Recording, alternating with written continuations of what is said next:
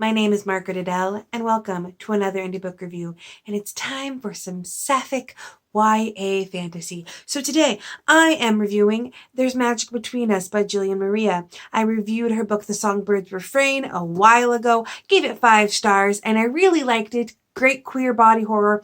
The thing was, though, that while there's a lot of talk of sapphic relationships, and there's like sapphic relationships built into the backstory of the book, you don't get to see a lot of like an on-page relationship forming like a standard romance.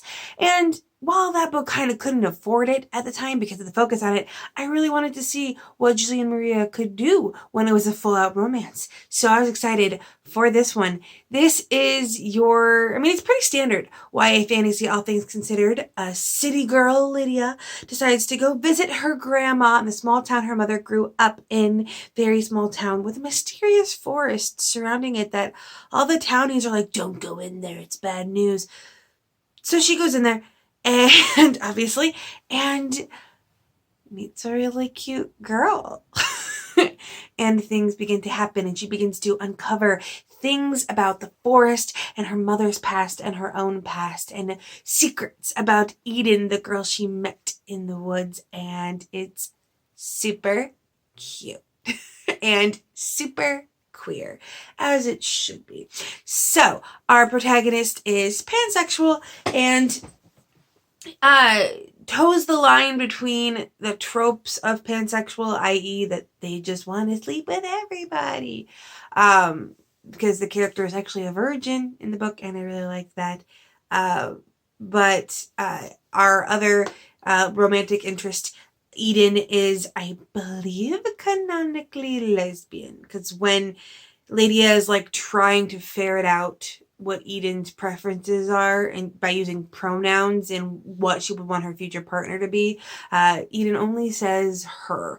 So I believe we are working with a pansexual lesbian relationship. And also, I won't reveal who, but there's another character that's genderqueer, and I appreciated that as well. In general, the main focus of the book is definitely the forest surrounding the town. Now, this is definitely going to be a case of, do you like standalones or do you like series? Because if you are much more of a series person, this book might bug you in how simplistic the world building is. The world building is very focused on exactly what it needs to be focused on. Lydia doesn't go into the main town more than a couple times, and there's reasons for that. The townies are like really obnoxious to her, like almost needlessly mean to her. And of course she's like, oh, it's just because my mom was a teenage mother and they hold that against her. You find out there's some other reasons, but that was enjoyable. And the world building of the forest is a little bit more fleshed out. Obviously it's the center, but for the most part, every bit of world building is sort of moving towards the same goal. So if you like your world building simple, direct, and to the point of the plot and themes, you'll really like this one. If you want a giant, lush fantasy world, you're not really going to get it in this one. For me, I can take either. I do like having standalone books because that means I don't have to add another series to my review list and expect even way more books to come in the future at regular intervals, because I am still struggling to keep up. Regardless, the big part of this obviously is the romance between the two. Lydia, I was really impressed with how she was this definitely like, army boots with more, I guess you would call it tomboyish, to use old tropes, clothing, but there was very clearly a anti not like other girls message. Like, she never ever talked about hating or disliking another female character because they were different. And it even talks about how her not holding close relationships with anyone is a character flaw that she needs to overcome instead of this martyrdom complex that often came with these kind of characters back when they were written in like the 2000s and 2010s a lot of the time. Eden is definitely your more straight-laced, more put together with girl with a plan and determined to do things, whereas Lydia is more reckless, and so they have some natural not conflicts but contrasts, I guess you could say. Aside from one part near the third act where you usually have those kinds of things, they didn't have a lot of major conflicts. The "ooh, she's cute" started really quick, so it was really cute. But again, this is a standalone, so you really need to know that going into it so that you can kind of frame your brain for what is coming, because if you're expecting like a slow burn, you're probably not going to get a lot of that. Lydia right away is like, I gotta test the waters to see what this girl's preferences are, just to see. Which was not subtle at all. I also appreciated that Lydia, while she definitely didn't like the tiny town, she definitely had reasons to not like it, but also she does keep in mind of why she's there in the first place, to hang out with her grandma and to be with her grandma, and she genuinely loves her grandmother, so like she was not as whiny as I was afraid she was going to be. And the things she did complain about did seem very genuine, so I appreciated that. And the secrets that you find out about Eden felt properly big and monumental and affecting the relationship. I also did like that, and this is one of the things I've noticed a lot of indie YA, is they feel like teenagers.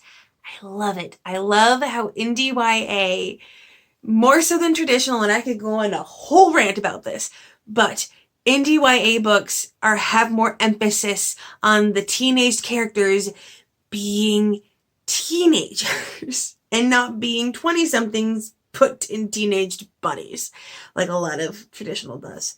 And yes, I know there are traditional books that have teenage characters that act like teenagers, but just in general, I found that it's a little bit more reliable when you're talking about indie YA. And in this case, they definitely felt like teenagers. They, needed parental guidance and were open about the fact that they needed it. And if they had struggles with parental relationships, they talked about that in very healthy ways. And I really enjoyed that one. So the only real thing I had with this book was the fact that the plot beyond certain reveals about Eden was very telegraphed. Like, at one point, there's a mysterious hooded figure, and there was never a doubt in my mind the identity of that mysterious hooded figure. And of course I was right. So there was a lot of ways where it's like, I knew what the next step was going to come almost 3 steps out half the time. And it also needs to be said that I don't usually like YA fantasy as a general rule. I can find YA fantasy books that I like, but if you present me with different genres, it's not going to be the one that I tend towards first or even fourth. So a lot of this could be the fact that it's just not my usual genre. So the fact that this has a lot of the usual tropes, it would never really work for me as well as some other books. However, if you are one of those people that loved the general concept of a lot of those, big city girl goes to the small town and finds magic YA fantasies of earlier years, but you thought, hey, could we not have the not like other girls thing? And also, can we make this queer? Then you will definitely like this book. This is definitely a great, update, I guess you could call it, or slightly new version, new edition of a classic YA story. But for my part, because there was very little in the way of surprise, and beyond 1 or 2 mysteries around Eden, I knew basically everything else was going to happen. I gave this book 4 stars. Still highly recommend. Still some great queer lit. Still excited to see what Jillian Maria does next.